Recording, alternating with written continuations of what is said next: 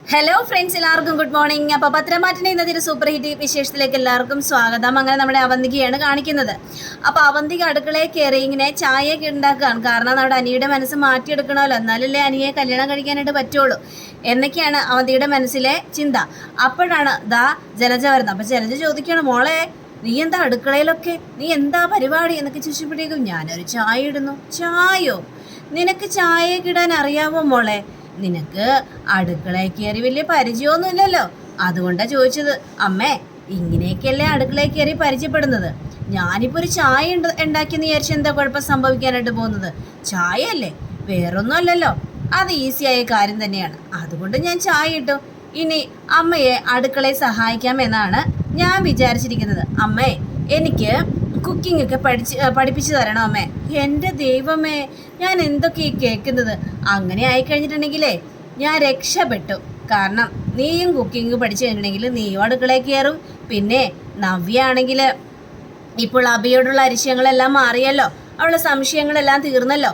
അപ്പോൾ അതുകൊണ്ട് നവ്യ എന്നെ അടുക്കളയിൽ കയറി സഹായിക്കും.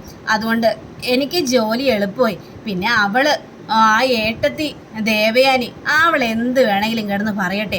ഇനി അവൾ പറയുന്നത് ആര് വിശ്വസിക്കാനായിട്ട് പോകുന്നു എന്നൊക്കെ ഇങ്ങനെ കാര്യങ്ങളെല്ലാം അവിടെ സംസാരിക്കുകയാണ്. എങ്കിൽ പിന്നെ ഞാൻ ചായ റെഡിയാക്കട്ടെ എന്നും പറഞ്ഞുകൊണ്ട് അവന്തികയാണെങ്കിൽ ചായ റെഡിയാക്കാം. അങ്ങനെ നമ്മുടെ അനിയെ കാണിക്കുകയാണ്. അപ്പോൾ അനിയുടെ മുന്നിലേക്ക് ഒരു ഗ്ലാസ് ചായയും കൊണ്ട് ചെല്ലുകയാണ് അവന്തിക. അനിയേട്ടാ, ഇന്ന് ഈ ചായ എന്ന് പറയാണ്. അവന്തിക്ക് എനിക്ക് ചായയും കൊണ്ട് വന്നിരിക്കുന്നു. അതെ അനിയേട്ടാ, ഞാൻ തന്നെ ഇട്ട ചായയാണത്. ഓ എൻ്റെ ദൈവമേ, എനിക്ക് വിശ്വസിക്കാൻ പോലും പറ്റുന്നില്ല. എൻ്റെ അവധിക്ക് നീ ചായ ഇട്ട് എനിക്ക് കൊണ്ടുവന്ന് തരുന്നു. എന്താണ് ഇത്ര സ്പെഷ്യൽ എന്നൊക്കെ ചോദിച്ചപ്പോഴേക്കും എൻ്റെ അനിയേട്ടനെ കാണാൻ പോലും കിട്ടുന്നില്ല. അനിയേട്ടൻ മൂർത്തീസ് കമ്പനിയുടെ MD ആയതിൽ പിന്നെ ഒന്ന് സംസാരിക്കാൻ പോലും സമയമില്ല. അതുകൊണ്ട് ഇപ്പോഴാണൊന്ന് സംസാരിക്കാനായിട്ട് പറ്റിയത്. ഞാനതുകൊണ്ടൊരു ഗ്ലാസ് ചായ ഇട്ടു. അനിയേട്ടന് സന്തോഷമാവട്ടെ എന്ന് കരുതി. ഏതായാലും ഞാൻ മനസ്സുകൊണ്ട് വിചാരിച്ച സമയത്ത് തന്നെയാണ് അവന്തിക്ക് ഏതായാലും ചായയായിട്ട് വന്നത്. അതിന് ഒരുപാട് നന്ദിയുണ്ട് അവന്തിക്ക് എന്നിങ്ങനെ പറയാം. അപ്പോൾ അവന്തികയ്ക്ക് ഇത് കേട്ട് കഴിഞ്ഞപ്പോഴേക്കും ഭയങ്കര ഒരു സന്തോഷം തോന്നിക്കണം. അപ്പോൾ അനി ആ ചായ ഒന്ന് കുടിച്ചു നോക്കാം. കുടിച്ചു കഴിഞ്ഞപ്പോഴേക്കും ഇതിൽ ഏലക്ക ഇട്ടിട്ടുണ്ട് അല്ലേ? ഏലക്ക ഇട്ടിട്ടുണ്ട്. കൊള്ളാം, കുഴപ്പമില്ല, നല്ല ചായയാണ്. അനിയേട്ടാ, എനിക്ക് അനിയേട്ടനോട് ചില കാര്യം സംസാരിക്കാനുണ്ട്. എന്താ അവന്തിക്ക് നിനക്ക് സംസാരിക്കാനുള്ളത്?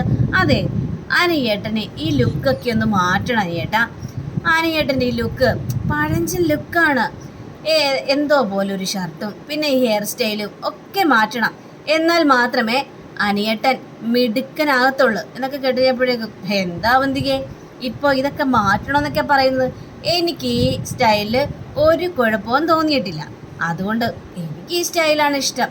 എൻ്റെ അനിയേട്ടൻ പറയാറുണ്ടല്ലോ, ആദർശേട്ടനെ കണ്ടാണ് പഠിച്ചത് വളർന്നത് എന്നൊക്കെ.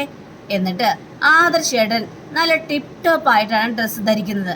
പക്ഷേ അനിയേട്ടൻ അങ്ങനെയല്ലല്ലോ എന്നൊക്കെ ഇങ്ങനെ ചോദിക്കുമ്പോൾ, അത് പിന്നെ ആദർശേട്ടൻ ഹാൻസും അല്ലേ, അതുകൊണ്ട് ആദർശേട്ടന് ഏത് വേഷവും ചേരും. എനിക്കിപ്പോൾ എൻ്റെ ശരീരത്തിനനുസരിച്ചുള്ള ഡ്രസ്സെല്ലാം ഇടാനായിട്ട് പറ്റുള്ളൂ. അതുകൊണ്ട് തൽക്കാലം ഞാൻ എൻ്റെ സ്റ്റൈല് മാറ്റാനായിട്ട് തീരുമാനിച്ചിട്ടില്ല. എനിക്ക് ഈ സ്റ്റൈലാണ് ഇഷ്ടം. അതുകൊണ്ട് ഈ സ്റ്റൈലിൽ തന്നെ മുന്നോട്ട് പോകാനാണ് ഞാൻ ഇഷ്ടപ്പെടുന്നത്. എന്താ അവന്തികെ? അപ്പോൾ അവന്തിക്കൊന്നും കൂടുതൽ സംസാരിക്കേണ്ടതില്ല. ഓക്കെ, അനിയേട്ടൻ്റെ ഇഷ്ടം അങ്ങനെയാണെങ്കിൽ അങ്ങനെ ആയിക്കോട്ടെ, ഞാനെൻ്റെ അഭിപ്രായം പറഞ്ഞതേ ഉള്ളൂ എന്നും പറഞ്ഞുകൊണ്ട് പറഞ്ഞപ്പോൾ നമ്മുടെ അനിയ അവിടെ നിന്ന് പോയി കഴിഞ്ഞപ്പോഴേക്കും അവന്തിക മനസ്സുകൊണ്ട് ഇങ്ങനെ ചിന്തിക്കുകയാണ്, ഇയാളെ എങ്ങനെയെങ്കിലും എൻ്റെ വലയിലേക്ക് വീഴ്ത്തണം. എന്നാൽ മാത്രമേ അനിയേട്ടൻ്റെയും എൻ്റെയും കല്യാണം നടക്കാനായിട്ട് സാധിക്കുള്ളൂ. എങ്ങനെയെങ്കിലും എന്നോടുള്ള ഇഷ്ടം കൂടി വരണം അനിയേട്ടൻ്റെ മനസ്സിൽ. അങ്ങനെയാണല്ലോ അച്ഛൻ പറഞ്ഞിരിക്കുന്നത് എന്നുവരെയും ചിന്തിക്കാം. അങ്ങനെ പിന്നീട് കാണിക്കുന്നത് നമ്മുടെ ആദർശ് പഞ്ചാബി വേഷത്തിൽ ആ ഒരു മോഡേൺ ഹോട്ടലിലേക്ക് വന്നിരിക്കുക. അപ്പോൾ റൂമിൻ്റെ കാര്യം നേരത്തെ പറഞ്ഞിട്ടുണ്ടാവല്ലോ. അപ്പോൾ റൂമും കാര്യങ്ങളൊക്കെ കൊടുത്തു കഴിഞ്ഞപ്പോഴേക്കും എല്ലാ ഫെസിലിറ്റിയും ഉണ്ടല്ലോ അല്ലേ? അതിൽ ഒരു തടസ്സവും ഇല്ലല്ലോ? ഇല്ലെന്നേ, ഡേവിഡ് സാർ ഏൽപ്പിച്ചല്ലേ, അപ്പം ഞങ്ങൾക്ക് അതിൻ്റേതായ രീതിയിലല്ലേ തരാനായിട്ട് പറ്റുള്ളൂ. ഓക്കെ, സന്തോഷമായി എന്നൊക്കെ പറഞ്ഞുകൊണ്ട് സൈനും കാര്യങ്ങളൊക്കെ ചെയ്ത് കൊടുക്കുമ്പോഴാണ് വരുന്നു നമ്മുടെ യഥാർത്ഥ ഓണർ, ഏഞ്ചുലറി യഥാർത്ഥ ഓണർ വരികയാണ്. അപ്പം ഇയാളെ കണ്ട് ഈ ആദർശിനെ കണ്ടു കഴിഞ്ഞപ്പോഴേക്കും ഞെട്ടിപ്പോയി. ഇവനെന്താണ് ഇവനെന്താണ് ഇങ്ങനെ നിൽക്കുന്നത്? ദൈവം, ഇതാകെ പ്രശ്നമായല്ലോ എന്ന് വിചാരിച്ചുകൊണ്ട് ഇയാൾ മുഖവും മറച്ച് പിടിച്ചിട്ട് നേരെ അങ്ങോട്ട് ലിഫ്റ്റിൻ്റെ അടുത്തേക്ക് പോകാം. ലിഫ്റ്റ് വന്നിട്ടുമില്ല. നാഗേന്ദ്രനാണെങ്കിൽ ആകെ കലി സഹിക്കാനും പറ്റാത്തൊരവസ്ഥയിൽ ഇങ്ങനെ നിൽക്കുകയാണ്. അങ്ങനെ നാഗേന്ദ്രൻ നേരെ ആ സ്റ്റെയർ കേസിൻ്റെ അവിടെ പോയി ഒളിച്ച് നിൽക്കണം. അപ്പോഴേക്കും ആദർശ് നേരെ ലിഫ്റ്റിലേക്ക് കയറാൻ വേണ്ടി വരികയാണ്. ലിഫ്റ്റിലേക്ക് കയറി പോവുകയും ചെയ്യാണ്. അപ്പോൾ ഈ നാഗേന്ദ്രനാണെങ്കിൽ കലി വരികയാണ്. ഇവനൊക്കെ എന്തിനാണാവോ ഇങ്ങോട്ട് വന്നത്, മനുഷ്യനെ ശല്യപ്പെടുത്താൻ വേണ്ടി. അങ്ങനെ നാഗേന്ദ്രൻ നേരെ ഹോട്ടലിലേക്ക് കയറി ചെല്ലുക. അപ്പോൾ റൂമിലേക്ക് കയറി ചെന്നപ്പോഴേക്കും ആകെ അരിശ്യം വരിക. അപ്പോൾ ആദർശം ഇതേപോലെ തന്നെ റൂമിലേക്ക് കയറി ചെന്ന് റൂമൊക്കെ കണ്ടു കഴിഞ്ഞപ്പോഴേക്ക് സമാധാനം തോന്നുകയാണ്. ഇനിയാണ് എൻ്റെ കളികൾ ആരംഭിക്കാനായിട്ട് പോകുന്നത്. കാരണം ഇതിൻ്റെ യഥാർത്ഥ ഓണർ ആരാണെന്ന് കണ്ടെത്തണം. അവൻ്റെ ഉദ്ദേശം എന്താണ്, എൻ്റെ ലക്ഷ്യം എന്താണെന്നൊക്കെ കണ്ടെത്തണം. ഇതാണ് ആദർശിൻ്റെ മനസ്സിൽ. അപ്പോൾ നാഗേന്ദ്രൻ ഇങ്ങനെ അരിശപ്പെട്ടിരിക്കുന്ന സമയത്താണ് അവിടുത്തെ മാനേജർ വരുന്നത്. അപ്പോൾ മാനേജറെ കണ്ടു കഴിഞ്ഞപ്പോഴേക്ക് ആരാടോ അയാൾ എന്ന് ചോദിക്കുകയാണ്. സാർ അത് പഞ്ചാബിയോ? സിക്കന്ദർ സിംഗ്. ആരായാലും എന്തിനാടോ ഈ ഹോട്ടലിൽ അയാൾക്ക് റൂം കൊടുത്തത്? സാർ അങ്ങനെ പറയരുത് സാർ, അത് നമ്മുടെ കസ്റ്റമറാണ്. എന്ത് കസ്റ്റമർ ആണെങ്കിലും അയാളെ എത്രയും പെട്ടെന്ന് അവിടെ നിന്ന് ഒഴിപ്പിച്ച് വിട്ടോളാം. ഇനി ഈ ഹോട്ടലിൽ അയാളോട് താമസിക്കാനായിട്ട് പാടില്ല. താൻ അയാളെ പെട്ടെന്ന് പറഞ്ഞു വിടാനായിട്ട് നോക്ക്. അയ്യോ സാറേ, പേയ്മെൻറ്റ് മേടിച്ച് എല്ലാ കാര്യങ്ങളും ഓക്കെയാണ്. പിന്നെ അത് മാത്രമല്ല, ആ ഡേവിഡ് സാറ് പറഞ്ഞിട്ടാണ് ഞങ്ങൾ അയാൾക്ക് റൂം കൊടുത്തത്. ഇവനൊക്കെ എന്താ ചെയ്യേണ്ടതെന്ന് ഒരു പിടുത്തമില്ലല്ലോ. എൻ്റെ വാക്കാണ് അവസാന വാക്ക്. ഞാൻ പറയുന്നത് അങ്ങോട്ട് കേട്ടാൽ മതി. അവനെ ഇവിടെ നിന്ന് പുറത്താക്കണമെന്ന് പറഞ്ഞാൽ പുറത്താക്കണം. അവനിവിടെ റൂം കൊടുക്കാനായിട്ട് ഞാൻ അനുവദിക്കില്ല. എൻ്റെ വാക്ക് ധിക്കരിച്ച് താൻ എന്തെങ്കിലും ചെയ്യാനാണ് പരിപാടിയെങ്കിൽ അറിയാലോ എന്നെ. തനിക്ക് ഈ മാനേജർ സ്ഥാനത്ത് ഇരിക്കണമെന്ന് വല്ല ആഗ്രഹം ഉണ്ടെങ്കിൽ ഞാൻ പറയുന്നത് പോലെ താൻ ചെയ്തോ, അല്ലെങ്കിൽ തന്നെ അടിച്ച് പുറത്താക്കും എന്നിങ്ങനെ പറഞ്ഞു കഴിഞ്ഞപ്പോഴേക്കും അയ്യോ സാറേ, ഞാൻ പറയാം സാർ, പക്ഷേ എന്ത് പറയണമെന്ന് അറിയാൻ പാടാത്തൊരവസ്ഥയാണ്. എന്ത് ചെയ്യുമെന്ന് അറിയില്ല സാർ. തനിക്ക് കുറേ കള്ളങ്ങളൊക്കെ പറയാൻ അറിയാലോ. എന്തെങ്കിലും കള്ളം പറഞ്ഞ് അയാളെ പറഞ്ഞു വിടാനായിട്ട് നോക്കണോ, അല്ലെങ്കിൽ ഇരട്ടി പണിയാവുക തന്നെ ചെയ്യും. ശരി സാറേ, എങ്കിൽ പിന്നെ ഞാൻ പറഞ്ഞു വിട്ടേക്കാം സാറേ എന്നിങ്ങനെ പറയുക. ഈ സമയം തന്നെ നമ്മുടെ ആദർശിനെ കാണിക്കുകയാണ്. അപ്പോൾ ആദർശാണെങ്കിൽ ഒന്ന് റെസ്റ്റൊക്കെ എടുത്ത് കഴിഞ്ഞപ്പോഴേക്കും ആണ് പെട്ടെന്ന് ഡോറിൽ മുട്ടുന്ന ശബ്ദം കേൾക്കുന്നത്. അപ്പോൾ ശബ്ദം കേട്ട് കഴിഞ്ഞപ്പോഴേക്കും ഉടനെ തന്നെ ആ തൊപ്പി എടുത്തിട്ട് നേരെ ആദർശ് വെച്ചിട്ട് നേരെ കഥ തുറന്ന് നോക്കി കഴിഞ്ഞപ്പോഴേക്കും മാനേജറാണ്. താനായിരുന്നോ എന്ന് ചോദിക്കുകയാണ്. സാർ, എനിക്ക് സാറോട് ഒരു കാര്യം പറയാനുണ്ടായിരുന്നു സാർ. എന്താ പറയാനുള്ളത് എന്ന് ചോദിക്കുകയാണ് ആദർശ്. അപ്പോഴേക്കും അത് പിന്നെ സാർ വേറൊന്നുമല്ല സാർ, ഞാൻ ഈ റൂം തന്നതേ ഒരു കല്യാണ പരിപാടി ഉണ്ടായിരുന്നു. ആ സമയത്ത് അവർ ഇവിടെ വരുമോ ഇല്ലേ എന്നുള്ളൊരു കൺഫേം ഉണ്ടായിരുന്നില്ല. അപ്പോൾ അതുകൊണ്ടാണ് സാറിന് ഞാൻ ഈ റൂം തന്നത്.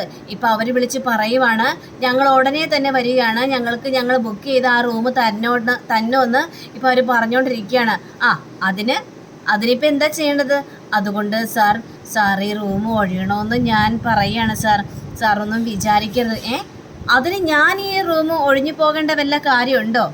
എനിക്കും കൂടി ഇതിൽ ഷെയർ തന്നൂടെ എന്ന് ചോദിച്ചപ്പോഴേക്കും സോറി സാർ, അങ്ങനെ ചെയ്യാനായിട്ട് പറ്റില്ല. അവർ കല്യാണ ആൾക്കാരല്ലേ, അതുകൊണ്ട് അവരതിന് സമ്മതിക്കില്ല സാർ. അതുകൊണ്ട് സാറ് ഒന്നും തോന്നരുത് സാർ. ദയവ് ചെയ്ത് സാറ് ഇവിടെ നിന്ന് റൂം ഒഴിഞ്ഞു തന്നോന്നാണ് എൻ്റെ ഒരു ആഗ്രഹം.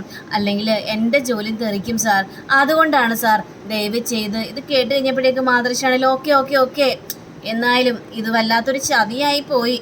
ഞാൻ ഈ റൂമൊക്കെ എടുത്തിട്ട് എന്നോട് ഇങ്ങനൊരു കാര്യം നിങ്ങൾ കാണിക്കണ്ടായിരുന്നു. അയ്യോ സാർ ക്ഷമിക്കണം സാർ, അവർ ഇത്രയും പെട്ടെന്ന് ഇങ്ങോട്ട് വന്ന് ഇത് ബുക്ക് ചെയ്യുന്ന ഒരിക്കലും പ്രതീക്ഷിച്ചില്ല സാർ എന്ന് പറയണം. ശരി, ഞാൻ ഈ റൂം മാറി തന്നിട്ടുണ്ടെങ്കിൽ എൻ്റെ പൈസ തിരിച്ചു കിട്ടൂലേ എന്ന് ചോദിച്ചപ്പോഴേക്കും തീർച്ചയായിട്ടും സാർ, ഇതെന്തൊരു ചോദ്യമാണ്, സാറിൻ്റെ പൈസ ഉറപ്പായിട്ടും കിട്ടും.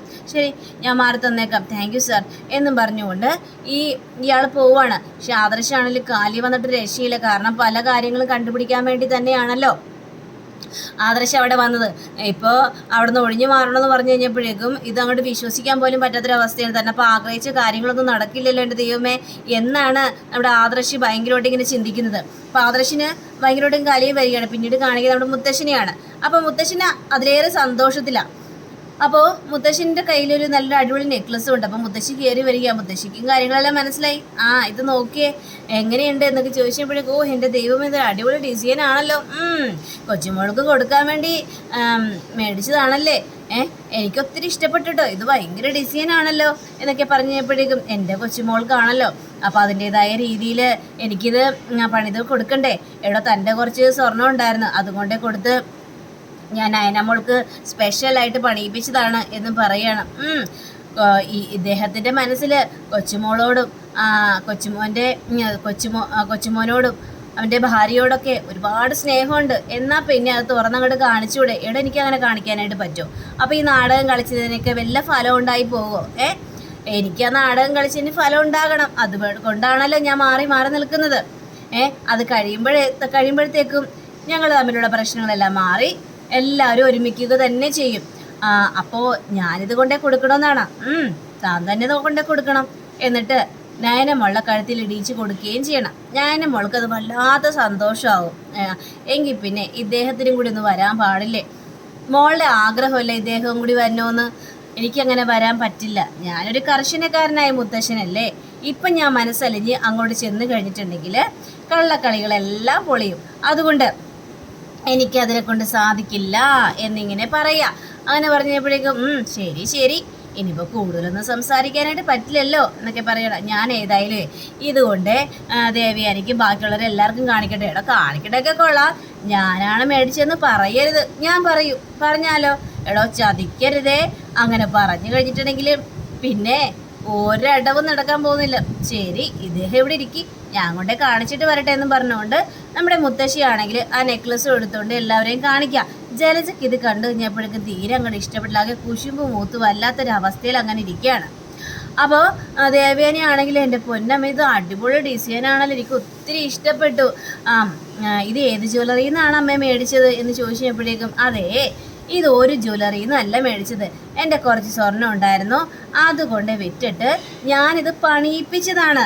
അതുകൊണ്ട് ഇത് ഒരു ജ്വല്ലറിയിൽ നിന്നല്ല മേടിപ്പിച്ചത്. ഇത് കേട്ട് കഴിഞ്ഞപ്പോഴേക്കും നമ്മുടെ ജലജയാണെങ്കിൽ എൻ്റെ ദൈവം ഇതിൻ്റെ പണിക്കൂലി തന്നെ ഭയങ്കരമായി കാണുമല്ലോ. അങ്ങനെ ദേവിയാനിയോട് അതൊന്ന് കഴുത്തിൽ വെച്ച് അങ്ങനെ ദേവിയാനി അത് കഴുത്തിൽ വെച്ച് കഴിഞ്ഞപ്പോഴേക്കും നല്ല രസമുണ്ട് കാണാനായിട്ട്. ജലജയ്ക്ക് സഹിക്കുന്നില്ല. അവളുടെയൊക്കെ ഒരു ഭാഗ്യം. നല്ല സ്വർണ്ണത്തെക്കാലം വിലയാണ് പണിക്കൂലി. ആ ഒരു നെക്ലസ് നല്ല ഡിസൈനും എന്നൊക്കെ പറഞ്ഞുകൊണ്ട് നിൽക്കുമ്പോഴാണ് നമ്മുടെ മുത്തശ്ശൻ ഇറങ്ങി വരുന്നത്.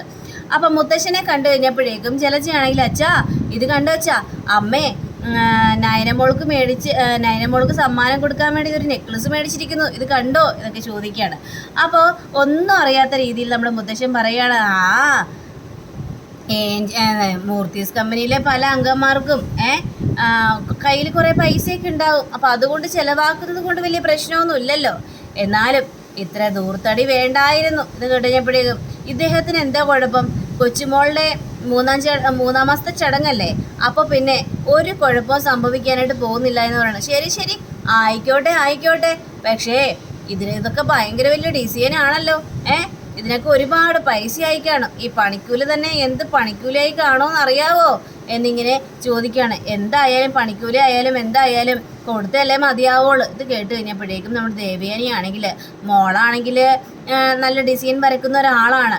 അങ്ങനെ ഒരു ഡിസൈനുകളും ഇഷ്ടപ്പെടാത്തൊരു കൂട്ടത്തിലാണ്. പക്ഷേ ഈ ഡിസൈൻ ഉറപ്പായിട്ടും മോൾക്ക് ശരിക്കും ഇഷ്ടപ്പെടും. കാരണം അത്രയ്ക്ക് നല്ല വെറൈറ്റി ആയിട്ടുള്ള ഡിസൈൻ ആണെന്നൊക്കെ ദേവയാനി പറയാ. ഇത് കേട്ട് കഴിഞ്ഞപ്പോഴേക്കും മുത്തശ്ശന് ഭയങ്കര സന്തോഷം തോന്നുക.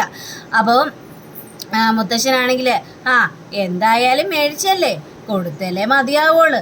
ഇങ്ങനത്തെ ചടങ്ങുകൾക്ക് സ്വർണം കൊടുക്കുന്നത് അതൊരു ചടങ്ങ് തന്നെയാണല്ലോ, അതുകൊണ്ട് കൊടുക്ക്. പൈസ ഉള്ളവർക്ക് എന്താണ് ആകാൻ പാടില്ലാത്തത് എന്നിങ്ങനെ പറയുമ്പോൾ നമ്മുടെ മുത്തശ്ശിക്കാണെങ്കിൽ ചിരി സഹിക്കാനും പറ്റുന്നില്ല. അപ്പോൾ അങ്ങനെയും കാണിച്ചുകൊണ്ടാണ് നമ്മുടെ ഇന്നത്തെ റിവ്യൂടെ അവസാനിച്ചിരിക്കുന്നത്. അടുത്ത റിവ്യൂവിനെ കാത്തിരിക്കുക, സബ്സ്ക്രൈബ് ചെയ്യുക. എല്ലാവർക്കും നല്ലൊരു ദിനം ആശംസിച്ചുകൊണ്ട് തന്നെ നമസ്കാരം. Thank you. ബൈ.